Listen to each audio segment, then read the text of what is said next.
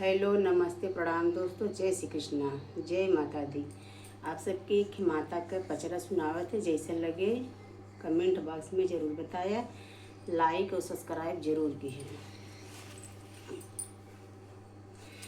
अपुनात बैठई मैया सोने के सिंहासन हो, छोहरिया अपना दियलिनी घरवा घर छिटकाई हो, छोहरिया अपना दियलिनी घरवा घर छिटकाई हो, छोहरिया अपना के